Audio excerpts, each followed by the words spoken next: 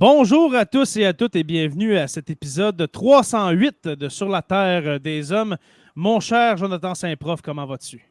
Salut Jay, au moins je me suis pas fait envoyer promener par un élève aujourd'hui, c'est déjà ça de plus que toi. Ah oui, voilà. Oh, merci mon cher. Mm-hmm. Non, mais Non, ça va bien, c'est une grosse rentrée, ça roule, j'ai chaud, j'ai hâte de prendre une douche, mais non, ça va bien aller, on va avoir du fun à soir. Bon, est-ce que tu vas avoir de l'eau chaude? Parce que de ce que je peux voir, ton bill d'hydro n'a pas été payé, mon cher, parce qu'il y a moins d'éclairage depuis quelques Ouais, semaines. non, je trouvais que la lumière était forte dans mes yeux, j'ai juste décidé de me mettre une petite ambiance quasi, là, question de passer à travers. Bon, ben super. Professeur Roussel, comment allez-vous? Salut, ça va bien. Mon cardiologue aujourd'hui m'a dit que je ne mourrais pas cette année-là. Fait que c'est une raison d'être de bonne humeur, finalement. Là. Attends, Trump, il n'a pas encore gagné, c'est peut-être là non. qu'on va tous mourir. Ouais. Ben, c'est peut-être. Moi, je l'ai toujours dit, hein. Moi, peut-être le premier à partir d'entre nous trois. J'ai une santé de fer. Surtout au lendemain des élections présidentielles qu'on va avoir le 5 novembre, peut-être qu'il va y avoir une très mauvaise surprise et puis que mon cœur va lâcher. Voilà. Ouais. Faut que tu le vois autrement, ça nous donne du boulot. Ah oui, vraiment. Ah oui, regardez, on va parler de politique américaine dans les prochaines semaines. Ça va être complètement fou. À part la semaine prochaine, hein, parce qu'on peut le dire, ce soir qu'on va faire un caout, n'est-ce pas? C'est la semaine prochaine qu'on fait le chaos. Ah ouais, non plus, je ne savais pas que c'était la semaine prochaine. Mais je vous l'annonce, alors on ne sait pas quand, on va décider de la date, là, mais le prochain épisode, j'avais prévu faire notre caout sur la Deuxième Guerre mondiale, qui a été préalablement préparé par professeur Roussel ici présent. J'ai cru de voir check bien ça, on va avoir 2 bonnes réponses sur 50 parce qu'il va nous parler quel genre de transmission qu'il y avait dans le Tigre.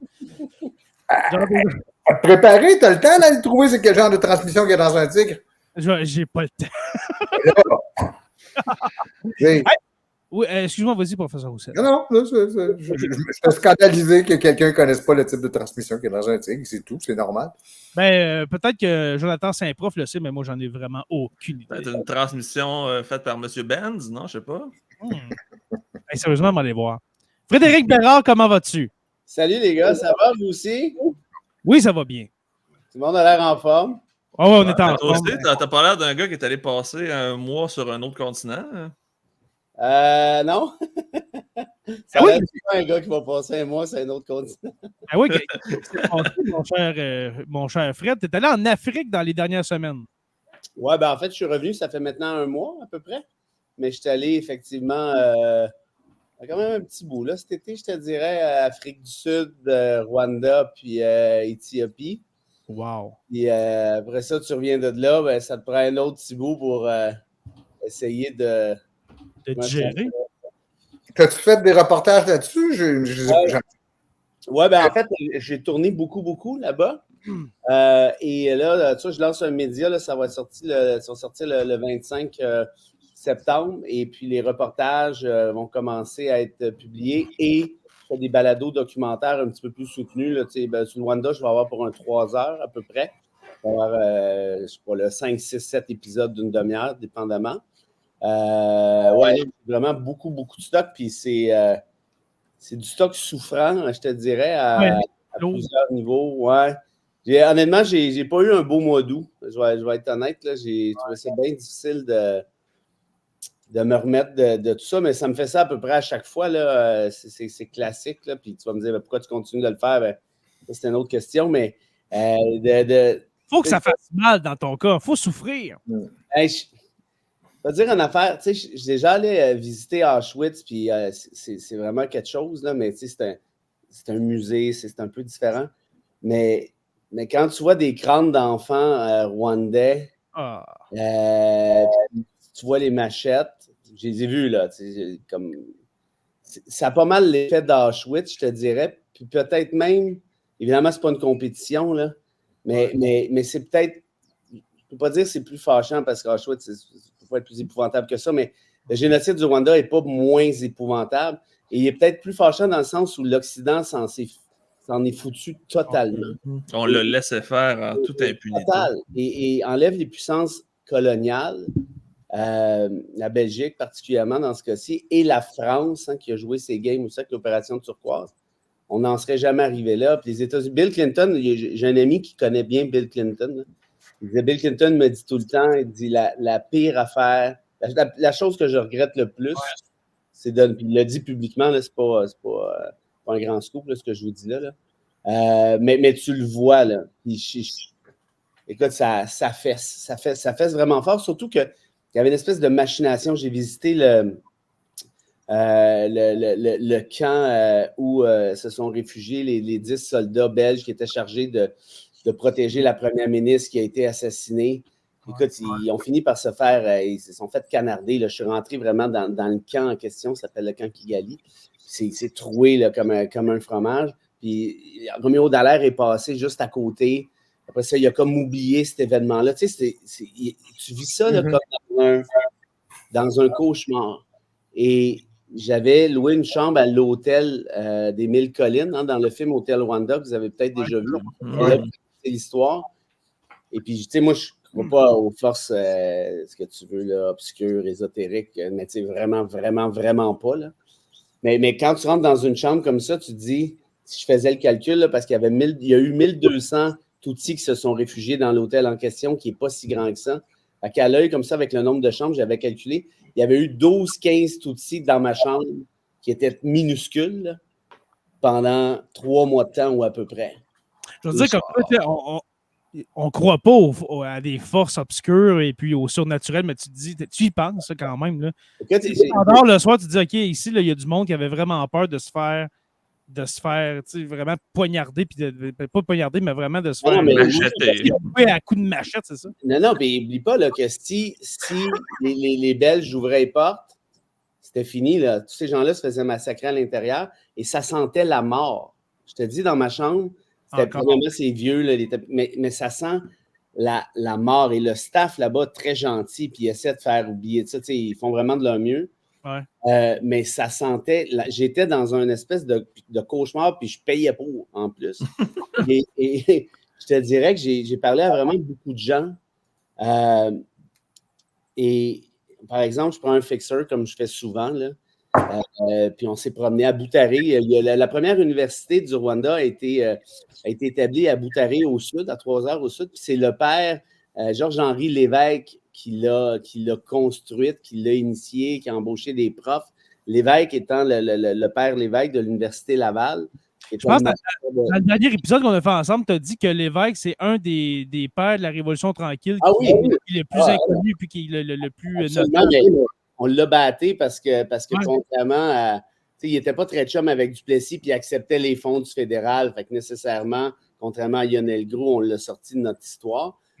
Mais puis c'est l'oncle à Denis Lévesque, là, par ailleurs. Là, fait que j'ai des trucs en tout cas, bref. Mais tout ça pour dire qu'en allant là-bas, j'étais avec le fixeur, puis après, on va prendre une bière. Puis le gars, il a un certain âge, peut-être 70 ans, je te dirais.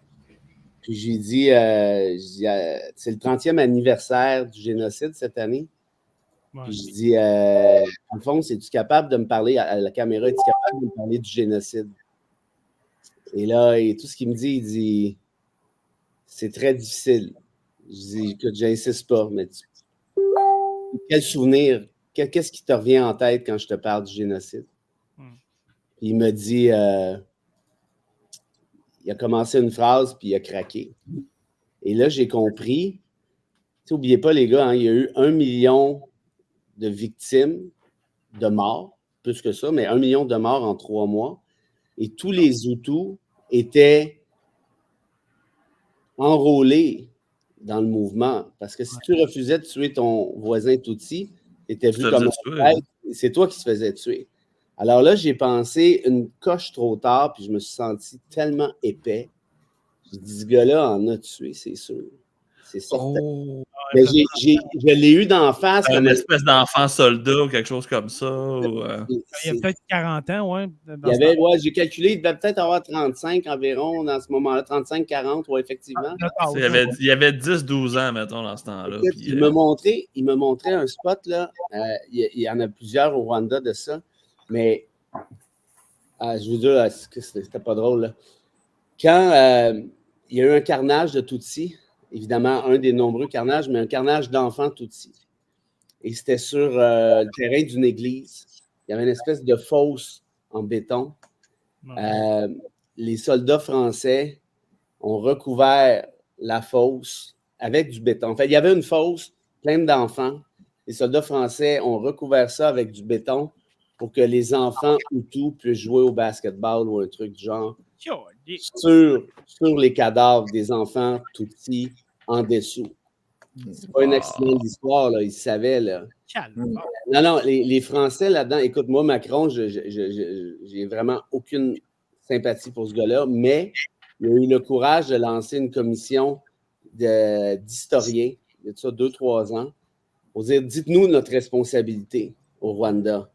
Puis c'est pas beau, là. Puis là, j'ai su des affaires comme quoi ils faisaient sortir des fois des Tutsis des montagnes en disant, inquiétez-vous pas, tout est beau.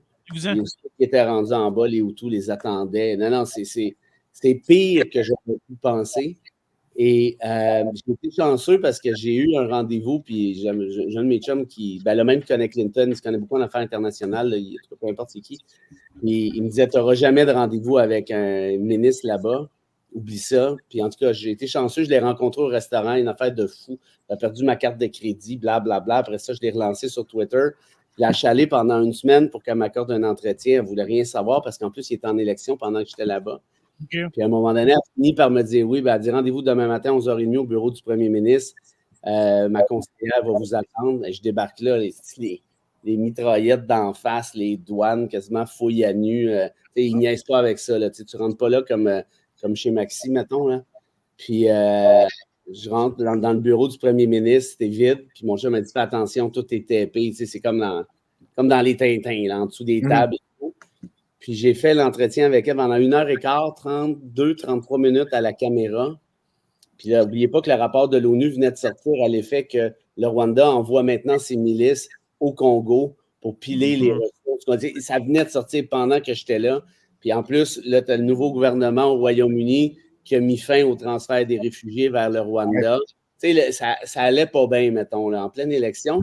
Ben, écoute, par une veine de cocu, elle m'a quand même reçu. J'ai ça en tête. J'ai dit, OK, ça, c'est pas moi, je ne suis pas un bon journaliste, là, je ne suis pas un bon intervieweur, mais c'est du matériel pour le monde diplomatique. Là, là, c'était comme, elle disait, par exemple, le Congo qui nous fiche la paix, le Congo me fait croire que le petit Rwanda fait peur au grand Congo, puis des affaires comme ça. J'ai tout ça en tête. Ça va être dans le balado documentaire dont je parlais. Aussitôt que je n'étais pas encore revenu au Canada, elle m'écrit un long message. Cher ami, merci de ne pas utiliser le matériel lors de l'entrevue. C'est très, très important. Patty puis Pata. Fait que là, évidemment. Qu'est-ce qui s'est passé entre les deux moments? Je ne sais pas. Moi, tu vas te parler par Paul Kagame, probablement. Ben, c'est pas mal certain. Puis elle, c'est Inès Mumbara qui est un peu sa femme. Ben, pas un peu, c'est sa femme forte. C'est sa ministre en charge de tous ses ministres. C'est la numéro 2, si tu veux. Alors, je ne sais pas qu'est-ce qui s'est passé pour qu'elle m'accorde cette imprudence-là. Mais là, j'ai tout ça. Puis c'est pas juste la voix, là, j'ai sa face aussi. Enfin, en tout cas, bref, on verra ce que ça donne. Mais oui, ça a été un super voyage. Mais je suis sorti du Rwanda. Là, j'étais tout étourdi. J'étais pas super bien. J'étais allé en Éthiopie après, puis je fais ça vite. Mais oui, c'est ça remonte le moral, ça, oui, effectivement. L'Éthiopie. Ils sont pas en train d'en commettre présentement avec les Tigrés, justement. C'est ça, il y a eu le génocide. Il parlait de 500 000 personnes, puis sur place, on m'a dit non, c'est plus un 800-900, peut-être même 1 million. Ça a brassé jusqu'en 2022, c'est avant-hier. Puis encore là, l'Occident, pas parler de ça, à part justement peut-être le monde diplomatique, là, ici et là, une petite manchette, parce que l'Éthiopie, c'est pour tout bas, on s'en fout de l'Éthiopie. Mais je vous jure, j'ai vu des paysages là-bas. Je suis parti avec des gens, on a mangé dans les montagnes. Évidemment que c'est pas riche. Puis c'est un régime qui est très compliqué parce qu'il y a plusieurs ethnies. C'est vraiment une grosse dynamique, là, l'Éthiopie. Et c'est le seul pays d'Afrique qui n'a jamais été colonisé. Évidemment, ils sont très fiers de ça. Hein, puis, mais ça amène une autre dynamique complètement différente, évidemment, du Rwanda. Mais des rencontres humaines là-dedans, là, je te dirais que j'aime pas trop dire ce genre de truc-là parce que c'est anecdotique en quelque sorte, là, mais j'ai vu personne en Éthiopie qui n'était pas d'une gentillesse exquise. Ça ne vaut rien, là, ce que je dis là, mais Puis, par exemple, là, je me prends un gars, un fixeur, justement, puis il dit « Viens, on va aller voir le plus grand marché. » Tu sais, je suis le seul blanc dans la place, puis ça détonne, c'est assez clair. Les gens me donnent des maïs, des ci, des ça. Si tu te promènes, je dis, non, il connaît tout le monde, ce gars-là. C'est le plus gros marché en Afrique. Et c'est gros longtemps, là. C'est X kilomètres carrés. Il mouille à Sion, on pense pas de tomber sur le cul, on se promène dans la boîte. Les gens ont des espèces de tentes, ça dégouline de partout, des dames de 83 ans qui essaient de te vendre des cossins. Puis tout le monde est de bonne humeur. C'est comme une espèce de party. Puis là, j'ai compris qu'il ne connaît pas tout le monde, pas du tout, mais c'est dans la culture de la place. Hey, t'as un blanc avec toi, c'est un de tes chums, c'est un touriste, c'est qui, c'est ça? Donne-y ci, donne-y ça. En tout cas, bref, ça pour dire que ça a été comme ça du début jusqu'à la fin en Éthiopie. Je me suis ramassé dans des montagnes avec des babouins, toutes sortes d'histoires de fou. Puis ils partageaient des lunchs. Là, je parle au sens propre et pas au figuré, là. Mais partager des lunchs, une espèce de grosses pâtes, puis ils garochent toutes sortes de trucs là-dedans. Au début, tu fais boire, OK, puis tout le monde picosse. C'est délicieux, je te dis, là. Puis t'es proche du Nil, hein, quand t'es en Éthiopie, là, on était juste... C'est dans le sud du Nil, là, ouais. C'était... la fois en Éthiopie, le lac Victoria, je crois. Pardon? Je crois que c'est le lac Victoria, la source du Nil en Éthiopie. Ouais. Puis moi, je suis monté vers le nord, vers le Tigré. Moi, en 84-5, pendant la famine, tu entendais toujours parler à Radio-Canada, la famine en Éthiopie, la famine. Fait que, pour moi, l'Éthiopie, l'image qui m'était restée en ça va mal en Éthiopie, mais tu te promènes là, des montagnes, des paysages, la verdure. Je veux dire, ici, ils ont eu autant de difficultés avec la famine, c'est parce qu'à l'époque, il y avait un gouvernement communiste en place. Et les États-Unis, puis une bonne partie de l'Europe ont dit « Ah ouais, oh ben, sèche, arrangez-vous. » C'est ça, c'était Idi Amin Dada, c'est ça? Parce que, mais Frédéric, ce que tu viens de dire là, ce qui est symptomatique, là, c'est que moi, j'ai les mêmes souvenirs que toi. C'est-à-dire que l'Éthiopie devient le headline, puis tu vois des images absolument horribles de gens en train de mourir de faim. Mais mes souvenirs à moi datent du début des années 70. J'étais enfant quand j'ai vu ça. Oui, mais c'est-à-dire c'est comme le même épisode qui s'est reproduit à 10 ou 15 ans d'intervalle. Là. Exact. Moi, la famine dont je te parle, qui est la dernière, en tout cas de cette ampleur-là, c'est 84-85. Ça avait duré plus d'un an. Puis il y avait eu, écoute, je pense que c'était au-dessus d'1 million de morts, si je ne fais pas erreur. Là. Je ne suis pas trop sûr, je ne me rappelle plus, mais c'est une affaire de fou. Là. Mais tout ça pour dire, tu vois ça aujourd'hui, puis c'est juste une petite anecdote vite, celle-là vaut la peine quand je parle de la gentillesse des gens.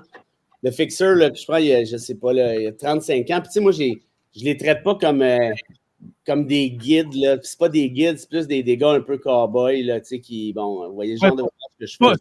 C'est pas un valet pour toi, là. Non, pas en tout. Puis moi, tu sais, je les amène manger avec moi. Puis tu sais, il y en a qui mangent non, tu sais, on mange ensemble et tout. Et là, puis le plus possible, puis parle-moi. Puis d'ailleurs, Alphonse au Rwanda, petite anecdote, m'amenait en char un peu partout dans les régions. Et Alphonse, il tripait sa vie sur Céline Dion. Esti, j'ai été obligé d'entendre genre les 14 disques de Céline Dion aller-retour.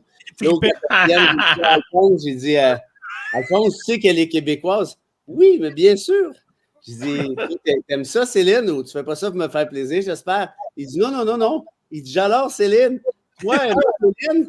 Ouais, une tourne ou deux, là, elle est rendue à 600 avoir mon casque.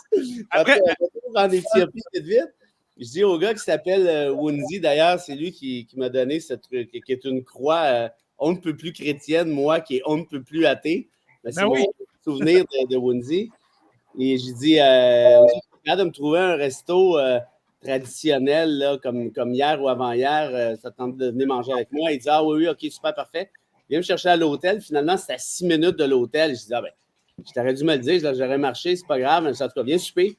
Fait qu'on soupe ensemble, prend une coupe de bière, bien le fun. Il me raconte, ces gens-là, c'est la culture vivante. Ce sont des encyclopédies de leur pays. Puis, à la toute fin, il vient me reconduire à l'hôtel. J'ai dit, t'habites à combien de temps d'ici? Ah, il dit 1h15. Je dis, 1h15.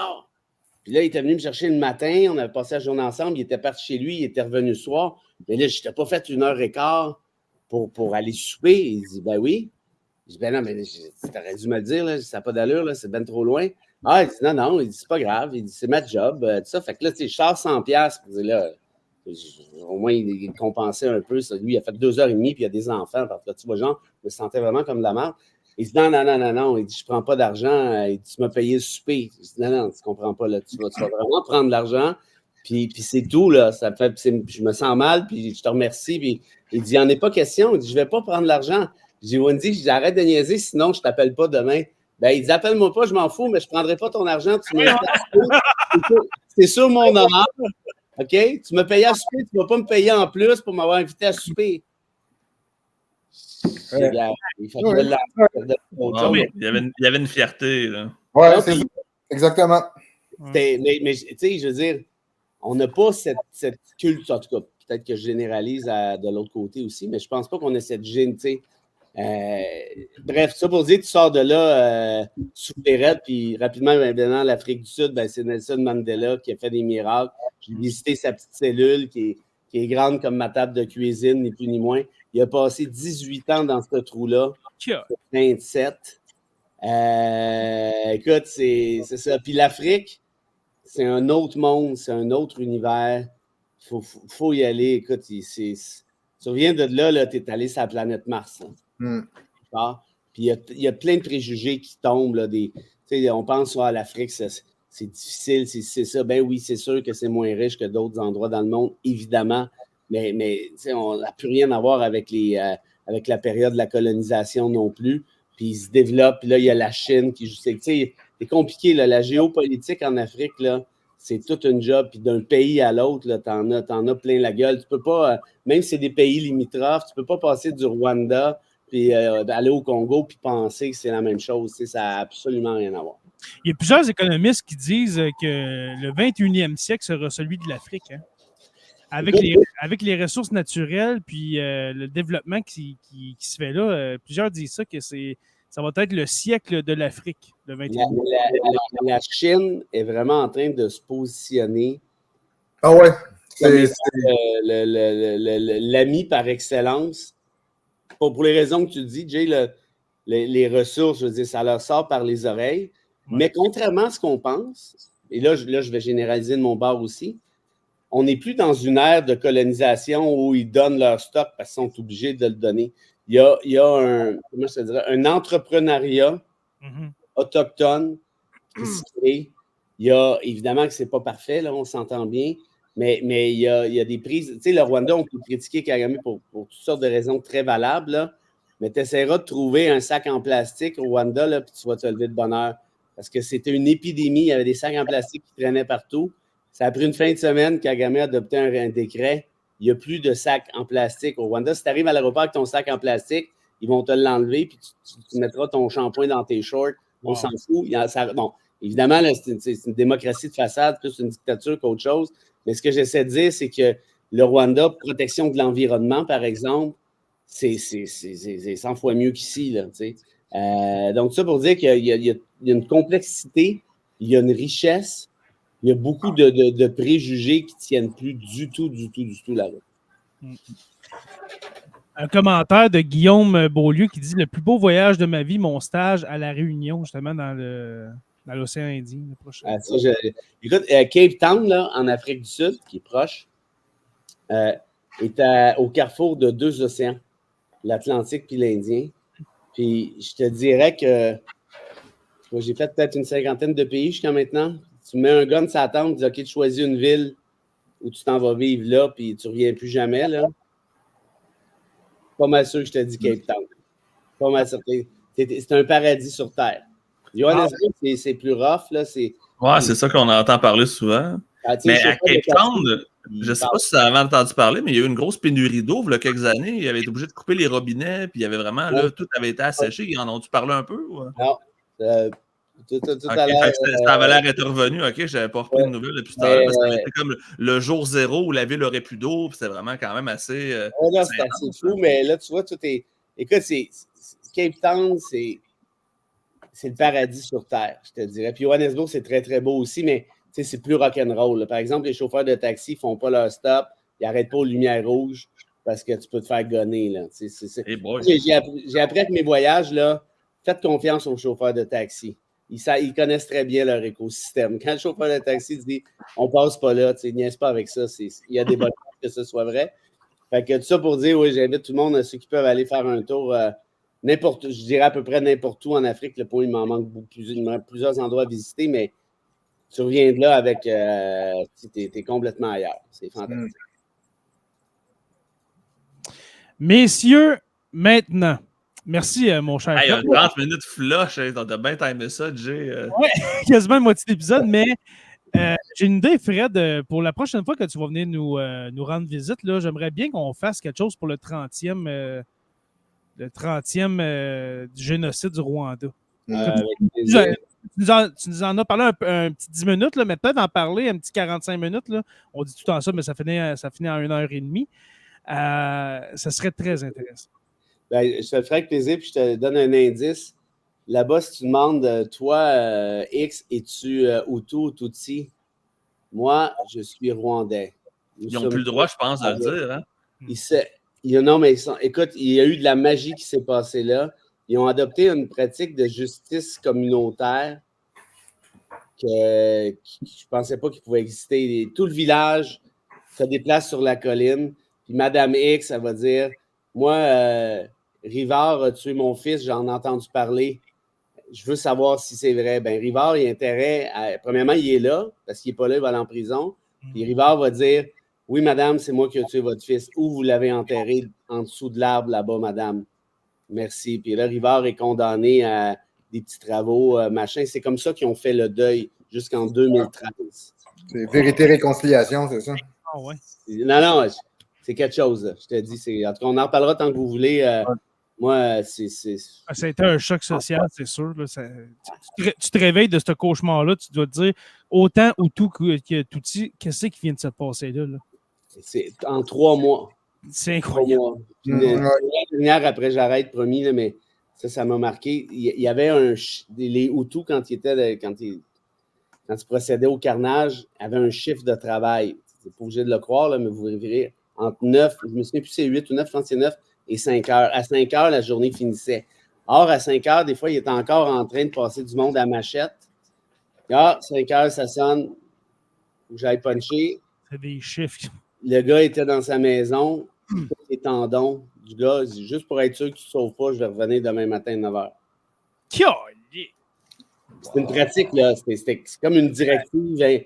Non, le monde a perdu la tête, là. Je n'ai pas besoin de vous le dire, là, vous le saviez, mais je veux dire, à un niveau stratosphérique, puis si on en parle, je vous parlerai de toute l'influence de la Belgique, le pouvoir colonial. Les Hutus et les Hutis, ce n'est pas 2 races, hein, par ailleurs, contrairement à ce que non, c'est ça, c'est complètement artificiel. C'est de la merde, c'est les Belges qui ont créé ça. Voilà, pour jouer un contre l'autre. Ils ont pris les Tutsis au début parce que c'était techniquement la race supérieure. Après ça, ils ont dit c'est trop de troupes. Ils ont remplacé par les Hutus, puis bref, c'est arrivé ce qui est arrivé quelques années plus tard. Puis même s'il y a des stéréotypes sur le physique, c'est complètement artificiel quand même. C'est complètement artificiel, puis juste que tu saches, un Hutu pouvait devenir Tutsi dès qu'il avait 10 vaches. Et le Tutsi devenait Hutu dès qu'il perdait sa 10e vache. Comprends-tu?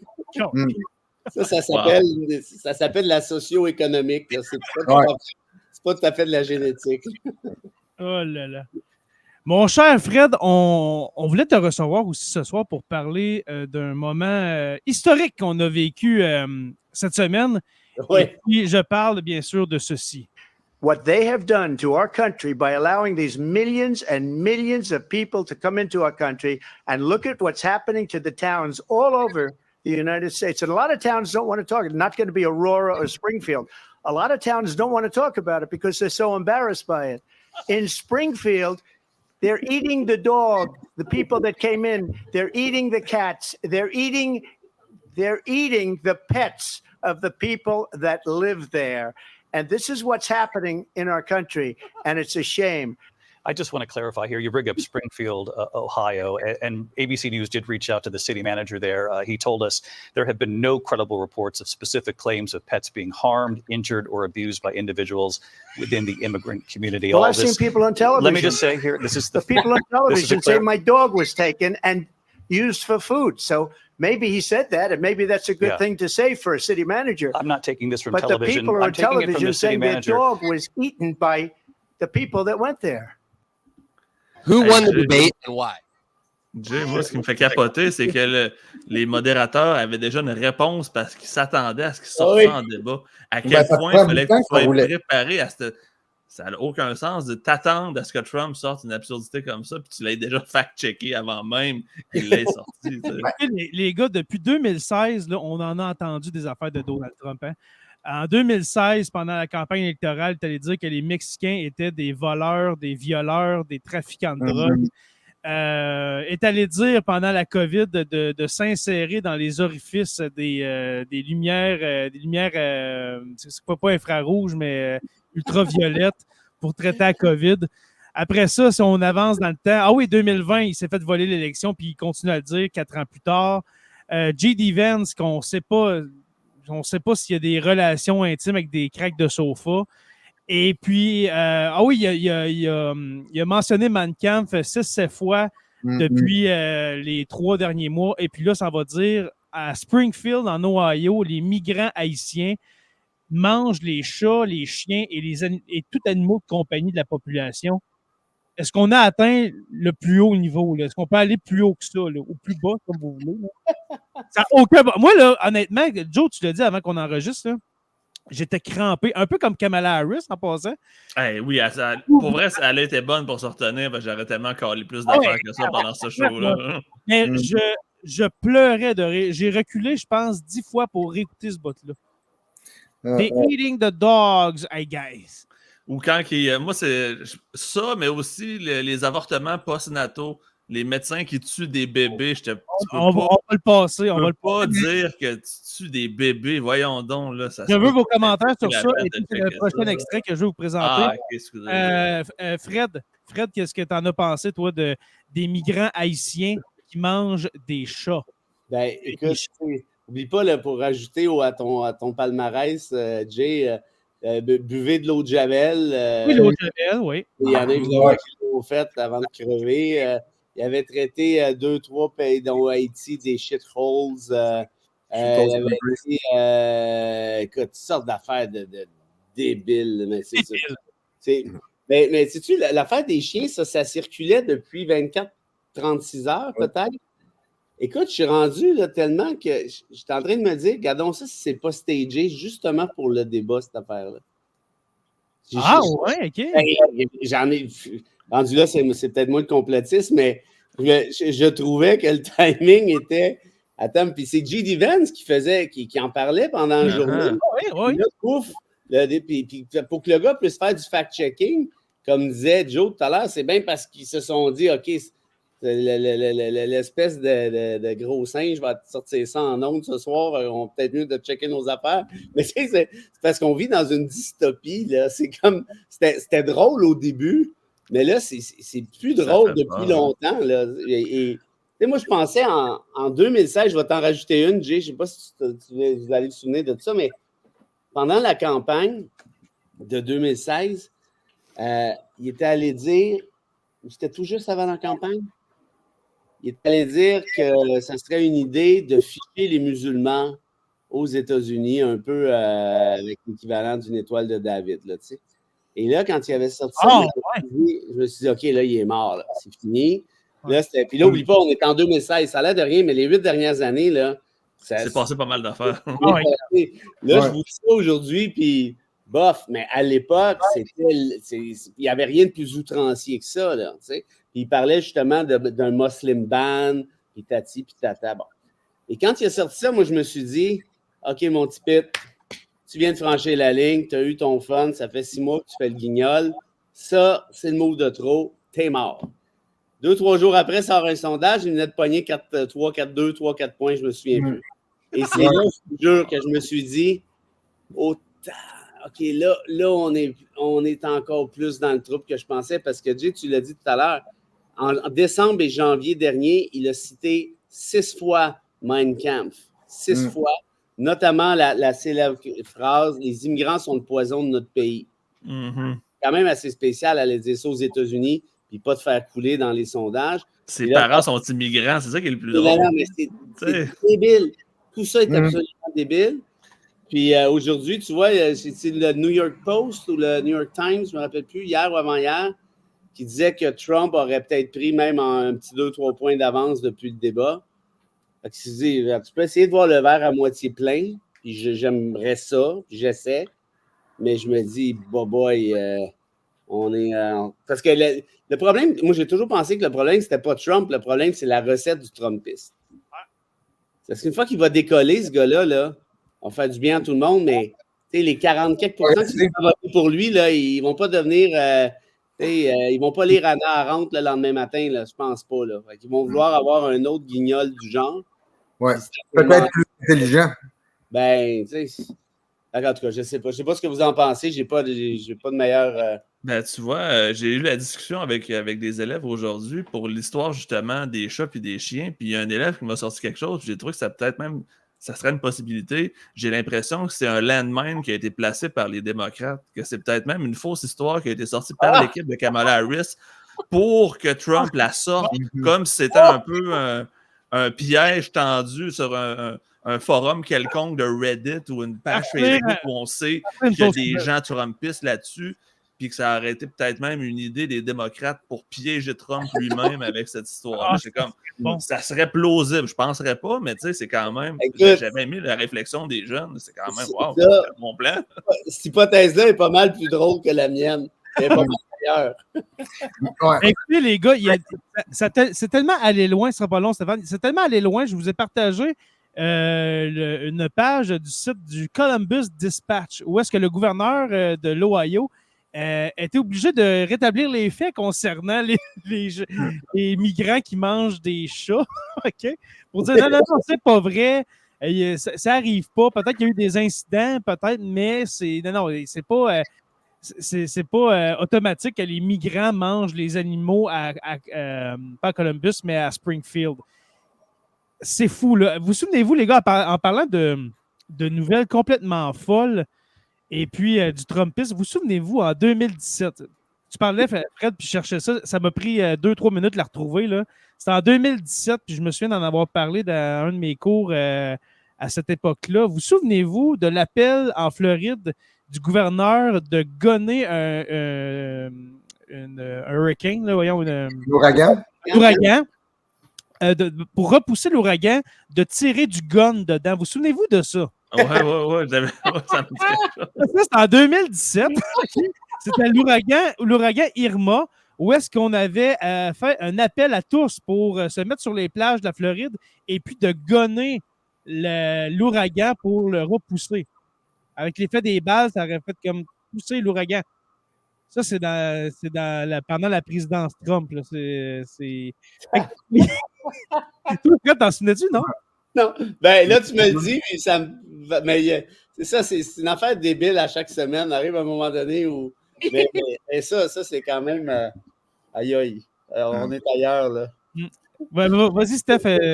Excuse-moi, je t'ai coupé tantôt. Ben, deux trucs qui n'ont pas de lien ensemble, mais déjà avec ce que Fred disait tantôt, c'est qu'on tombe. On arrive dans ce niveau d'absurdité, et Fred l'a dit tantôt, il dit, bon, ben, les sondages continuent à remonter, tu sais, comme tu donnais l'exemple de 2017 ou 2016, puis l'exemple qu'on a maintenant, c'est effectivement, il n'y a pas d'impact sur les sondages d'avoir dit des bêtises pareilles. C'est absolument, ça, là, c'est un mystère qui va demeurer pour la science politique. Ouais. On a des exemples semblables, mais tu sais, comment l'Allemagne est passée, tu sais, il me semble que l'Allemagne des années 20 et des années 30 avait, comment je pourrais dire, plus... des explications les Allemands, dans les années 30, avaient plus de jugement que les Américains dans les années 2020. Oui, mais c'est-à-dire, à tout le moins, tu peux isoler 2 ou 3 trucs, comme la défaite de la Première Guerre mondiale, la crise économique, l'inflation qui n'a aucun sens en 1924. Mais aux États-Unis, qu'on arrive avec ce degré d'absurdité, puis on est en train de se demander, effectivement, maintenant, le mouvement MAGA, là, comme le disait Fred tantôt, il est en train de s'organiser, il se cristallise, là, il est solide. On va rester pogné avec. Effectivement, même si Trump disparaît demain matin,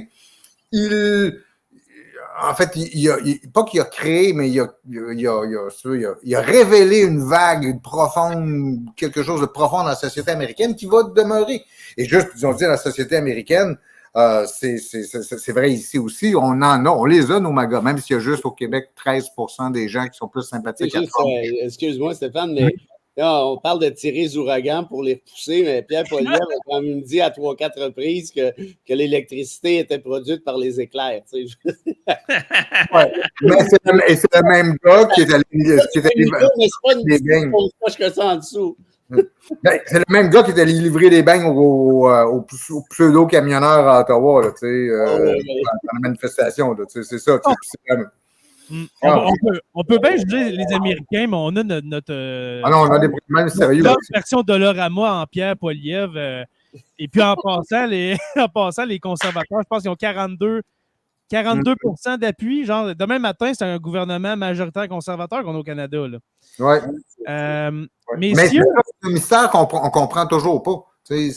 Ah non, c'est fou. Ah ouais. Sur lequel c'est un vote anti-Trudeau. C'est juste ça. Mais n'importe qui contre Trudeau, puis ils vont voter pour quelqu'un d'autre. Les gars, si mettons, je vous mets cette carte-là, ça c'est en date du 11 septembre. Alors, Québec 125, qui est la référence dans Sur la Terre des Hommes, Québec 125, eh bien, il y aurait, mettons qu'il y aurait eu élection le 12 septembre, ce serait Donald Trump, le président des États-Unis. Et là, c'est 2 jours après le fameux débat. Qu'est-ce que tu disais tantôt, Fred? C'est vrai, Trump, malgré le débat catastrophique qu'il a fait, a gagné 2-3 points. Alors, 270 piles, 270 grands électeurs contre 268. C'est assez pour gagner l'élection générale. Tu sais, pour moi, les gars, je ne sais pas ce que vous en pensez, mais c'est la chute, sinon la fin de la démocratie, dans le sens où si tu es incapable d'avoir... Moi, c'est la pandémie qui m'a fessé dans le dash avec ça, où j'ai réalisé à quel point... Tu sais, le Trumpisme était déjà là, évidemment, mais là, je parle Québec-Canada notamment, mais j'ai réalisé à quel point il y avait des gens mais on ne vit pas sur la même planète. Là. Il n'y a plus de lien rationnel, là. Tu sais, la question de la vaccination, il me semble qu'on lisait ça dans des livres en maternelle, première année, deuxième année. Tu sais, une histoire vous est racontée, Marie Curie, je ne sais pas quoi, puis je comprenais. Puis là, j'ai réalisé, quand je voyais les Trump disant « buvez de l'eau de Javel », en même temps qu'ils disaient « c'est pas vrai, c'est un hoax », bien là, si c'est un hoax, pourquoi tu fais boire de l'eau de Javel à ton monde? En tout cas, bref. Là, fait que tu dis, il n'y a plus de rationnel. N'importe quoi. Et plus c'est tout outrancier. Tu sais, Stéphane, je pense que tu as mis le doigt sur la question à 1 million. C'est comment on fait pour expliquer ça. Puis j'ai zéro cette prétention-là. Je me gratte la tête autant que toi. Mais si j'avais une piste, ce serait celle-ci. C'est plus c'est outrancier, plus c'est absurde, plus c'est mensonger, plus ça attire l'intérêt. Puis plus on s'imagine, pas nous, là, j'espère en tout cas, mais plus on s'imagine, on se réconforte dans une espèce de contre-vérité qui s'oppose à l'espèce de discours ambiant, machin truc, qui est essentiellement la raison. Le discours ambiant est basé sur une espèce de rationnel, une espèce de mouvement contre-révolutionnaire. Qui, non, on ne veut rien savoir de ça, ce discours-là. Fait que tout ce que vous nous dites, c'est de la merde, fait qu'on va adopter la position contraire. Puis ton champion là-dedans, ben, c'est évidemment les Trump de ce monde. Tout ce qui est institutionnalisé, ça ne tient pas. Le pouvoir judiciaire, c'est de la merde. Ça, c'est de la merde. Puis plus tu en beurres, plus tu les réconfortes dans le fait que tu es le représentant de ce mouvement-là, à juste titre. C'est du populisme, on s'entend, comme il n'y en a jamais eu. Mais la réalité, c'est que après ça, tu fais quoi? Comment tu fais pour avoir une démocratie si tu n'as plus de lien rationnel? Oui, on peut s'obstiner sur à peu près tout. Une guerre civile, peut-être? Non, mais sérieusement, là, c'est comme tu dis. C'est très sérieux, là. En ce moment, là, il y a 2 blocs, là. Il y a 2 blocs aux États-Unis. Justement, les Trumpistes. Puis, tu sais, dans les Trumpistes, je mets aussi les républicains, mais qui ne sont pas Trumpistes. Parce que ceux qui sont républicains de père en fils, qui n'aiment pas Donald Trump, mais qui ne sont pas capables de voter démocrate juste une fois dans leur vie pour empêcher que ça arrive. Mais ils vont pas voter Kamala Harris. Ils vont voter quand même républicain parce que ça leur fait donc mal de voter des démocrates. Mais il faut le compter, ça. Je crois que c'est une personne sur 3 aux États-Unis qui aime vraiment, qui suit Donald Trump dans ses délais. Vous allez me dire, oui, c'est beaucoup, une personne sur 3, 30%. C'est énorme, mais c'est pas le 50% qu'on voit là, ou 50 quelques pourcents qui amènerait Donald Trump au pouvoir quand même. Fait que là-dedans, tu as des républicains de père en fils qui n'aiment pas Trump, mais qui vont voter quand même républicain parce que c'est de même, ça marche. Ben, Mon grand-père votait républicain, puis moi, je vais voter républicain. Joe, à la défense de ces gens-là, je vais dire, moi-même, l'idée que je pourrais voter libéral pour bloquer Poilievre. Ça fait mal. C'est vrai. Mais tu voteras pas pour Pierre Poilievre pour bloquer Justin Trudeau, tu sais. Ah ben non, ça c'est sûr. Comme là, je voterais pas pour Donald Trump pour bloquer Kamala Harris, tu comprends? Mm-hmm. L'inverse se fait pas plus rendu là. Qu'est-ce qu'on reproche aux justes? Parce que l'économie, là, malgré l'inflation, les gars, en 2022, était à 9% aux États-Unis. C'est énorme. Mais à part, tu veux vraiment la réponse, Jay? Regarde, là, on va dire l'éléphant dans la pièce, c'est une femme noire. Je cherche pas plus loin. Non, mais avant. Je suis pas d'accord. Je suis sûr que c'est encore un gros lien, surtout dans le sud. Oui, mais c'est juste la couche, je te dirais, c'est juste la dernière couche que je mettrais sur le dessus. Il y a des causes beaucoup plus profondes que ça parce que ça date d'avant l'arrivée de Kamala Harris. Biden, il sera en fait, on va dire que ça date de Barack Obama rendu là parce que Trump a fait sa carrière à vouloir se venger de Barack Obama. Oui, mais c'est parce que regarde, je pense, moi je mets un lien entre la montée du Trumpisme et du MAGA aux États-Unis alors que tu retrouves au moment où tu trouves la même chose dans d'autres pays. Le Brexit, par exemple, jouait sur ce registre-là, où c'est de la droite qui joue sur ce registre-là, elle apparaît au milieu des années 2010, là, avant les années 2020. Moi, il y a une cause qui doit être ailleurs, c'est la remise en question du système dans lequel on vit, qui est le système libéral. La remise en question du système d'éducation américain, ça aurait été une bonne piste aussi. Oui, mais tu n'expliques pas ce qui arrive ailleurs. Tu n'expliques pas le Brexit. Effectivement. Tu es en train de faire un petit manifeste communiste, Stéphane? C'est quoi le problème d'abord avec le système libéral, Stéphane?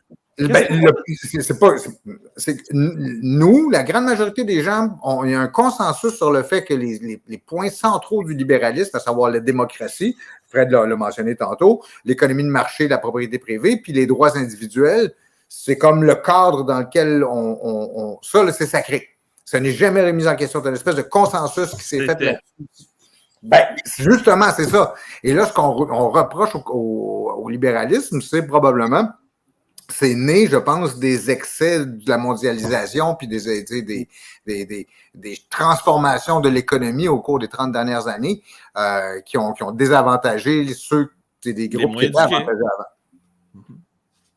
Donc, peut-être moins éduqués, mais peut-être aussi donc à ce moment-là moins flexible peut-être, là, tu sais, aussi dans ça. Je pense à tous ceux qui ont perdu leur job dans les mines de charbon, puis tu sais, les provinces, pas les provinces, mais les États les plus pauvres des États-Unis, justement, qui l'ont vécu rough les années 2000, tu sais, la Rust Belt, là, c'est un des endroits où, justement, ça a été le plus dur, puis c'est eux qui sont les plus MAGA présentement, donc, effectivement, il y a clairement un lien entre la situation économique et la montée du Trumpisme. On pourrait même rajouter que John McCain, en nommant Sarah Palin, a ouvert la porte à du pur populisme au Parti républicain, parce que si Sarah Palin ne vient pas, je ne suis pas sûr qu'on aurait un Donald Trump nécessairement. On a comme ouvert la porte à de la stupidité, puis après ça, ça a laissé rentrer n'importe qui. Ça l'a amené le mouvement du Tea Party, puis ça l'a amené après ça le Tea Party qui est devenu le mouvement MAGA. C'est la même gang. Mais Palin, c'est-tu en 2012, ça?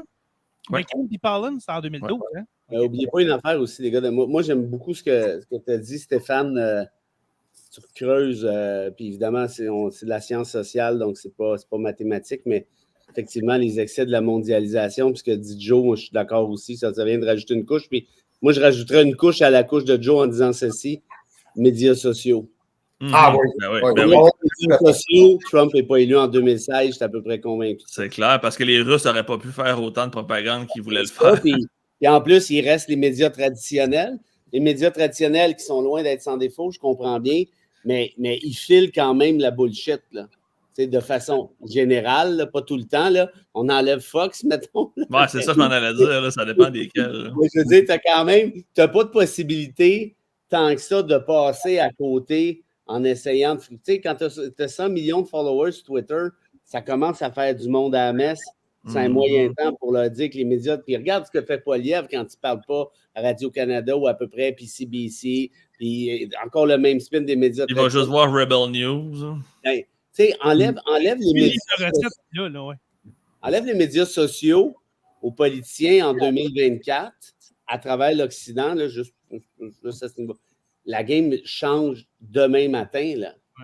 Écoute, je fine-tunerais un peu, je te dis, enlève les algorithmes. Ah oui. Là, tu viens de changer quelque chose de gros. Tu n'as pas enlever les médias sociaux, mais enlève les algorithmes qui nourrissent nos préjugés, ben là, tu changes quelque chose. Notre chambre d'écho. Ouais, tu avais raison. Je vais vous faire écouter, les gars, mon deuxième extrait. Il y a juste Jay qui est dans le tempo puis qui est dans le topo du. Regarde là, lui, il voit qu'il nous ramène à chaque fois qu'on dérape un peu. Je crois que c'est. Ouais, c'est le whip. Je suis le whip de Sur la Terre des Hommes. Est-ce que vous entendez? Oui. OK, parfait. And it will be the end of our country. She's a Marxist. Everybody knows she's a Marxist. Her father's a Marxist professor in economics, and he taught her well. But when you look at what she's done to our country, and when you look at these millions and millions of people that are pouring into our country monthly, where it's, I believe, 21 million people, not the 15 that people say, and I think it's a lot higher than the 21. That's bigger than New York State pouring in. And just look at what they're doing to our country.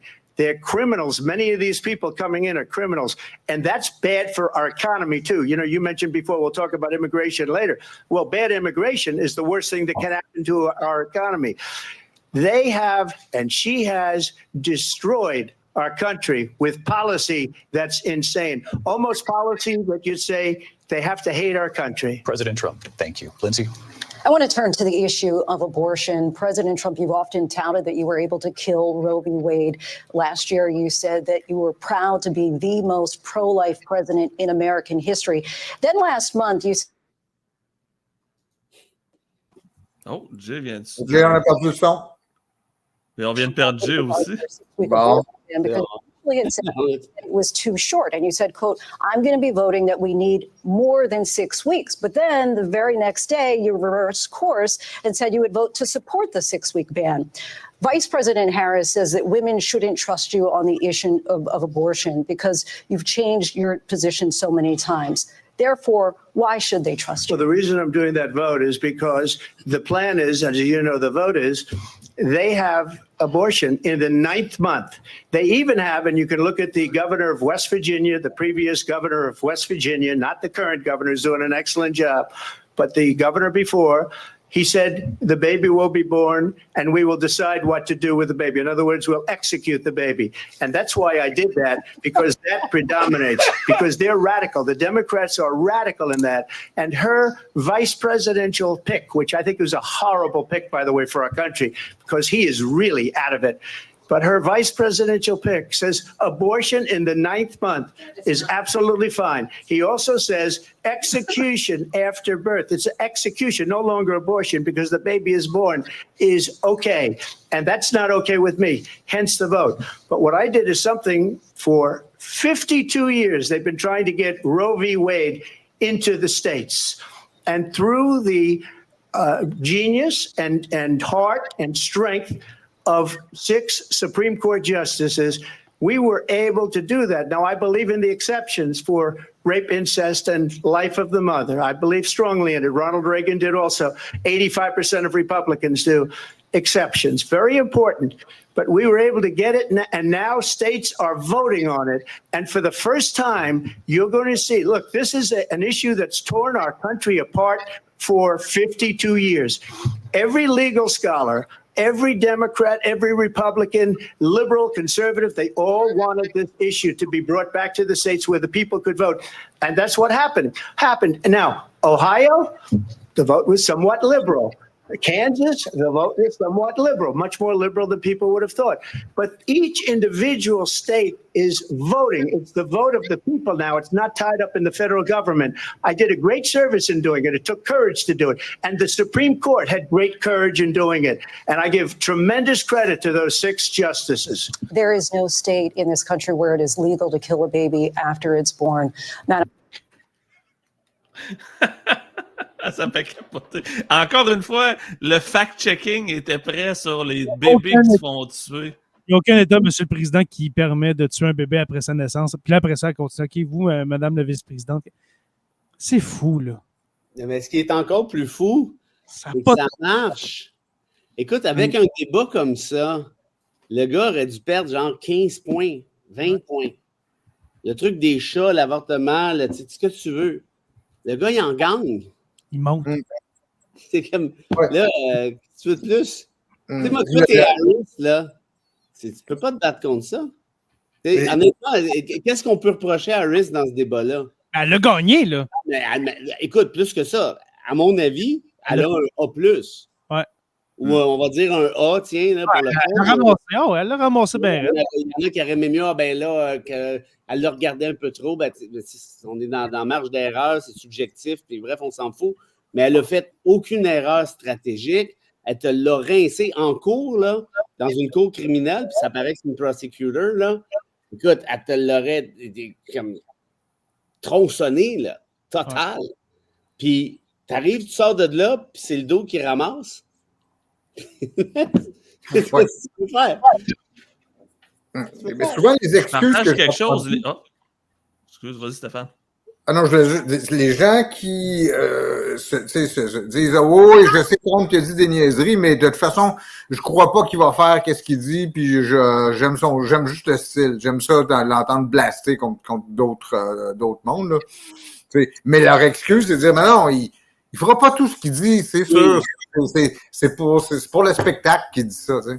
Mais ça, t'as raison. Puis tu sais, quand je les vois, là, je ne sais pas combien, là, sur X au Québec, là, à le défendre coûte que coûte.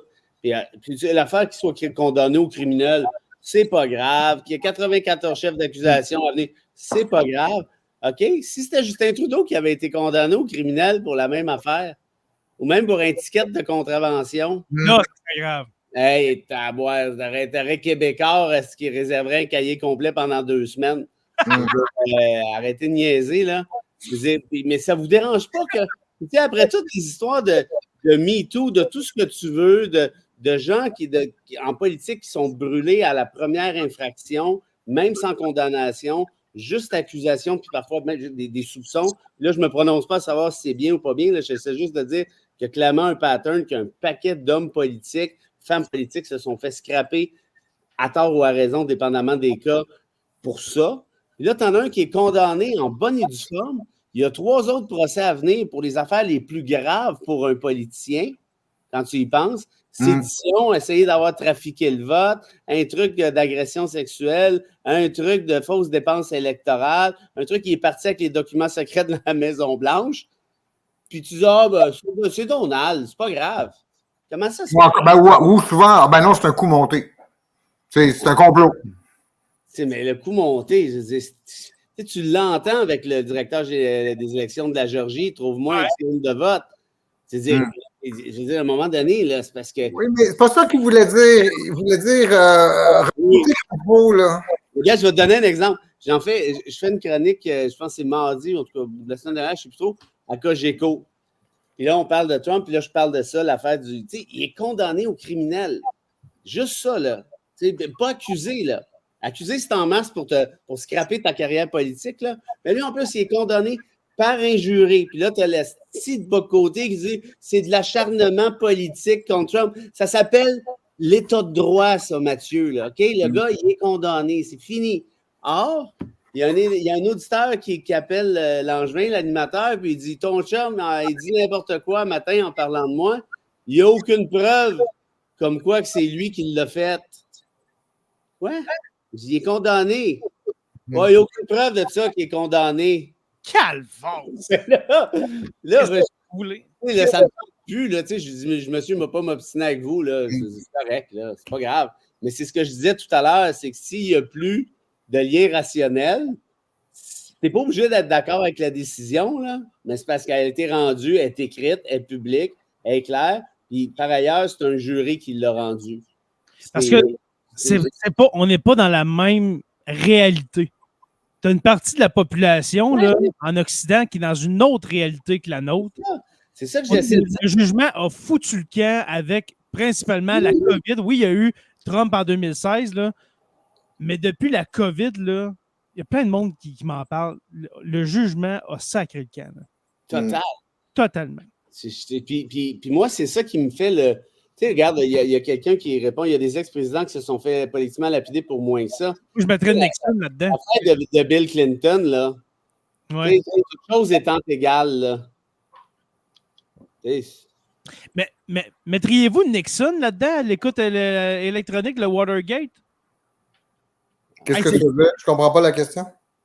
Parce que la question, c'est il y a des ex politiquement lapidés pour moins que ça. C'est grave, le Watergate avec Nixon. Mais moi, je trouve ça moins grave ça que d'aller dire les migrants mangent des chiens, les migrants, c'est des violeurs, les migrants, c'est le poison de l'Amérique. Oui, mais remarque, des gens comme Andrew Jackson au 19e siècle, on pourrait y déterrer une couple de squelettes du même genre aussi. Ouais, ben, lui, il a réussi à survivre politiquement. Là. En fait, Jackson est probablement l'exemple qu'on pourrait avoir du Trump du 19e siècle. Ouais, Jackson, qui lui aussi a eu une tentative contre lui. Hein. Mais je trouve ça vraiment intéressant ce que tu dis là, la comparaison avec Nixon. Parce que c'est sûr que là, ça commence à être plus, mais sauf erreur, ça reste quand même un cas isolé. Ouais. Il n'y a pas de répétition. En tout cas, Nixon, on s'entend, c'est pas moi qui va le défendre, là. Mais reste, puis, tu sais, je parlais de l'affaire de Bill Clinton. Oui, moralement, ça se fait pas. Tu sais, je comprends tout ça, mais rappelle-toi à quel point les États-Unis, politiquement parlant, avaient viré le feu à sang. Écoute, il y avait une demande d'impeachment et tout. Puis, j'excuse pas le geste, c'est pas ça que j'essaie de dire, mais, tu sais, au-delà de la morale, si tu regardes le droit pur, on n'est même pas proche, là. Clinton n'a pas été accusé de criminel. Non, il n'y avait rien de criminel là-dedans. Là. Pas du tout. D'un point de vue moral, tu peux en jaser. D'un point de vue éthique, c'est encore plus discutable, évidemment. Mais ce n'est pas une infraction. Puis là, le gars, non seulement il est condamné, mais il va être condamné à faire de la prison, très vraisemblablement. Plus les autres infractions pour lesquelles il est accusé, c'est des affaires encore pas mal. L'affaire de Stormy Daniels, là, c'est l'affaire la moins grave de la gang. Là. C'est la petite bière. C'est la petite bière. La Géorgie, là. Le procès de la Géorgie, là, ça va être solide. Là. Si c'est Harris qui passe, si Harris est élu, là, il va se faire ramasser avec le procès de la Géorgie. Là. Mais en même temps, les juges, ils enlèvent de plus en plus de chefs d'accusation à ces causes. Ils sont en train d'élaguer. Fait qu'éventuellement, il va-tu rester assez pour avoir procès? J'ai le feeling qu'éventuellement, il va finir par se faufiler comme une sanction encore. Ben, s'il est élu, oublie ça, là, il va s'auto... Il va se pardonner. Comme, et sans scrupule, là. Mais puis tu as raison que là, les juges, puis là, c'est même plus subtil. Aux États-Unis, ça a toujours été un problème, le pouvoir judiciaire, parce que le pouvoir judiciaire, tu n'as pas la même séparation. Tu sais, nous aussi, on a bien des défauts, là, mais on a une séparation quand même plutôt étanche entre le judiciaire, qui n'est pas parfaite, là, mais qui n'a rien à voir. Puis je te raconte juste une petite anecdote là-dessus. Là. Antonio Lamer, quand il était juge en chef de la Cour suprême, il était venu, en tout cas, j'avais jasé avec un peu pour raconter une histoire. Il sortait d'une conférence tout juste avec des juges aux États-Unis. Tu sais, il y a des juges élus là, dans les districts. Puis il me racontait ça. Écoute, c'est quand même assez drôle. Il dit, je pose la question au juge en question dans un, je sais pas, là, un canton quelconque dans le sud. Il dit, toi, quand tu te présentes aux élections, comment ça marche pour ton financement et tout ça? Ah, ben, il dit, c'est les gens qui donnent pour ma campagne. Il dit, OK, mais il dit là... c'est pas gros par chez vous, là. Je veux dire, tu dois bien avoir une idée qui donne de l'argent. Il dit, non. Il dit, j'ai pas le droit de savoir qui donne pantoute. Mais il dit, la mère, c'est un vite quand même. Il dit, t'as combien d'entreprises dans ton district? Ah, il dit, j'en ai 2. Parce que c'est comme des bonnes chances. Il y en a un qui m'a, oui, c'est ça, il manquait un élément. Il dit, j'ai reçu un don d'1 million, mais j'ai aucune idée c'est qui. La mère disait, t'as combien de business dans ton district? J'en ai 2. C'est comme une chance quand même assez intéressante que. Puis là, tu vois, puis Trump, il était bon là-dedans, dans le très mauvais sens du terme, mais il a pacté les cours dès qu'il a pu. Puis là, c'est pas comme à l'époque des républicains démocrates dans le temps de Clinton puis Bush, même Bush qui n'était quand même pas Jésus, on s'entend. Il y avait quand même une certaine réserve en quelque sorte, un certain code d'honneur. Oui, il y a des billets, puis non, c'était pas parfait, on s'entend bien. Mais là, aujourd'hui, si tu es nommé comme Trumpiste, c'est juste Kavanaugh à la Cour suprême. Je dis, ce gars-là. Il n'y a pas d'affaire là. Non, c'est une honte. Amy Coney Barrett non plus, il n'y a pas d'affaire là. Là, c'est un violeur, là, c'est reconnu. Là. C'est un violeur, Kavanaugh. Là. C'est pas de doute, là. C'est canné, cette histoire-là. Il l'a nommé. Après ça, ils se sentent archi redevables. Puis c'est une guerre culturelle au sens très, très large. Puis ton boss, ben, c'est Trump. Fait que ça finit là. Écoute, c'est pas des farces. C'est la Cour suprême des États-Unis qui a dit que quand tu es président, tu peux obtenir une immunité, même si tu commets des gestes criminels dans le cadre de tes fonctions. On est ailleurs complètement. Là. Hey, je vais avec une théorie vraiment, une hypothèse vraiment folle. Dites-moi ce que vous en pensez, OK? Kamala Harris est élue le 5 novembre. Et puis, pour rétablir un semblant de paix aux États-Unis, pour éviter justement qu'il y ait des soulèvements, utilise son droit de présidente de faire un pardon présidentiel à Donald Trump. Pour éviter justement un embrasement. Là. C'est-tu possible? Est-ce que ça éviterait un embrasement? Quelqu'un est-tu bon à la base? Tu y penses, hein, Fred? Ouais. Ma réponse, c'est si ça arrive, là. Honnêtement, c'est la première fois que j'entends cette question-là. Elle est tellement pertinente, là. Puis, elle fait mal, là. Mais moi, d'ailleurs, juste le fait qu'un président puisse gracier des gens, ça m'écoeure, à la base. Oui, à la base. C'est pas le job d'un président, ça. C'est le job de la justice, là. Oublie ça, là. Quand je parlais de la séparation des pouvoirs qui est défaillante, regarde ce que Trump a fait, d'ailleurs. Il a fait, puis pas juste lui, là, d'autres. Ça n'a pas de bon sens, ça. Tu es accusé de quelque chose, ben, ça se déroule devant une justice qui est indépendante. Ce sera le résultat que ça sera. Mais je comprends ce que tu dis, puis mais par contre, comme dit Stéphane, est-ce que ça empêcherait l'embrasement? Rendu là, je ne suis même pas sûr.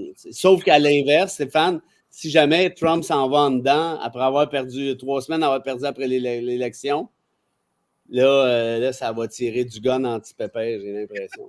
Parce que la question ici, il faut regarder comme Fred de mentionner le Rwanda, les commissions réconciliation vérité au Rwanda, des sociétés qui sont très fracturées. C'est bon. Puis qu'on doit avoir un processus de réconciliation. Par exemple, après la Deuxième Guerre mondiale, il y a dû avoir un processus de réconciliation avec les Allemands, avec l'Allemagne nazie. Puis on s'est construit un discours pour justifier, dans le fond, que les Allemands, finalement, n'étaient pas si pires que ça. Puis on a fait la même chose après la guerre civile américaine.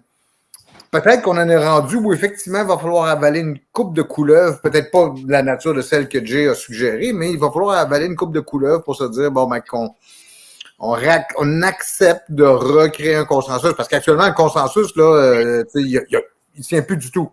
La société est polarisée comme elle ne l'a jamais été. Là, excuse-moi, Joe.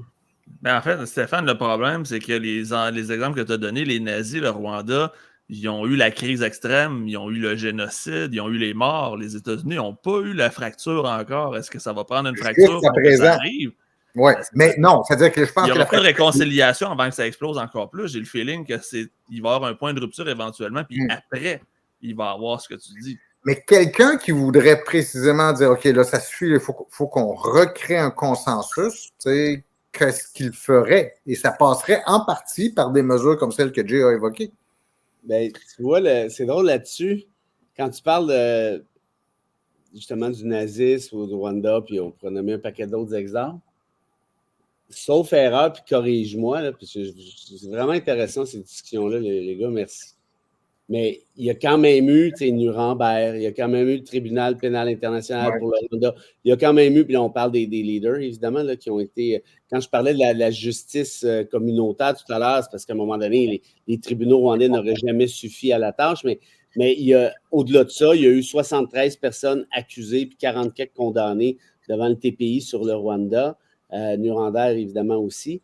En d'autres termes, si tu empêches, puis moi, là, je parle comme fan de l'État de droit, disons ça de même, si tu empêches la justice de faire son œuvre au motif que autrement la marmite va imploser,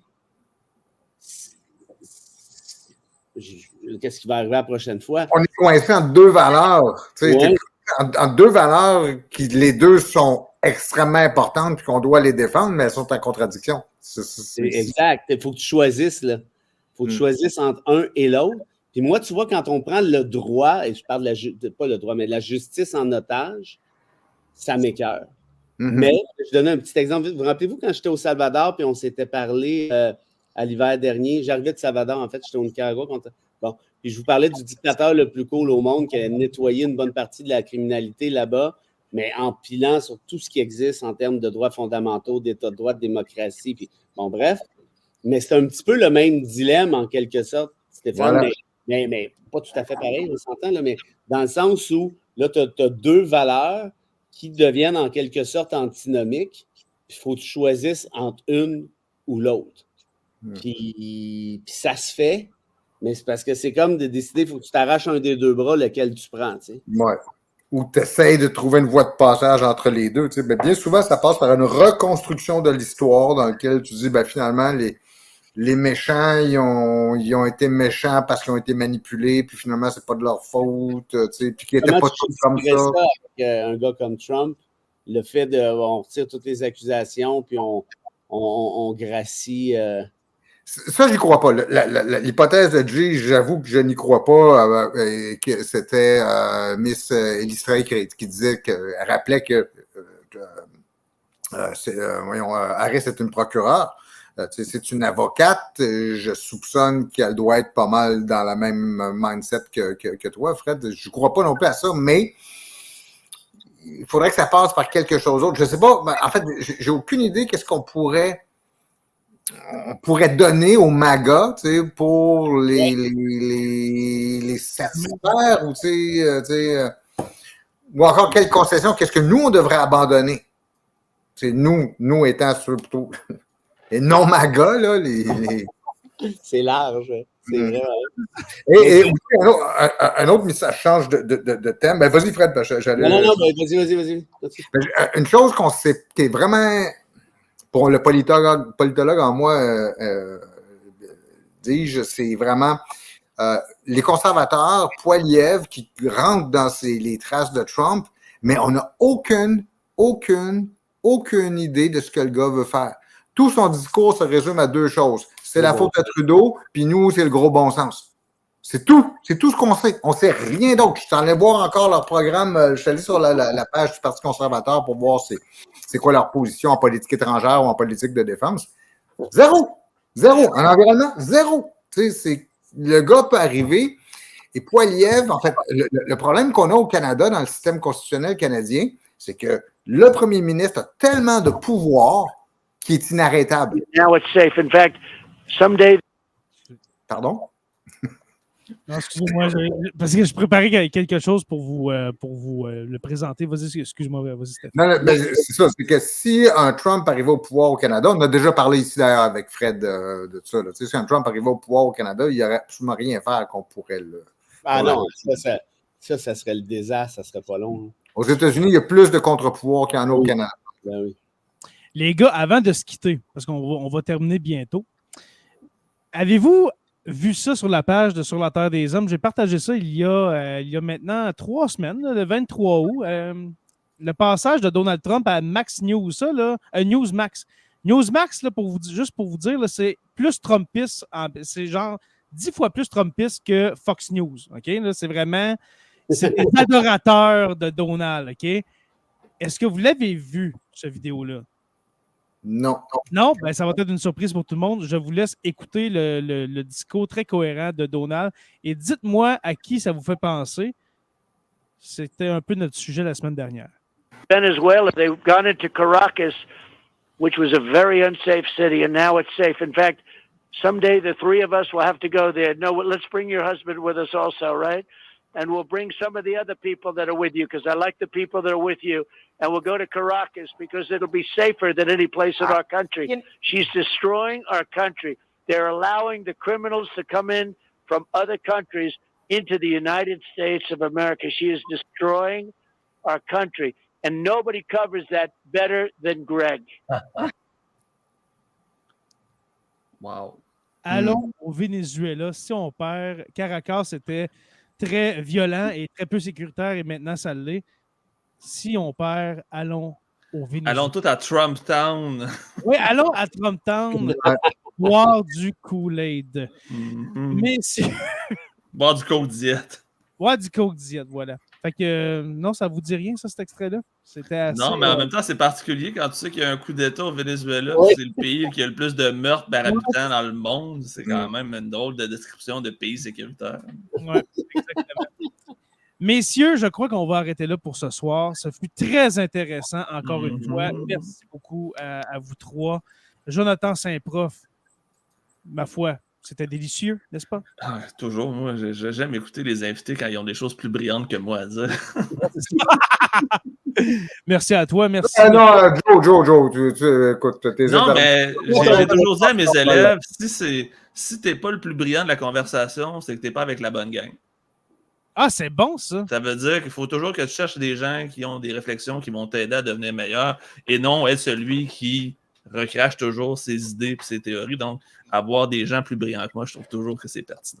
Ouais, ben disons ici qu'on jongle. On se passe l'un l'autre le rôle.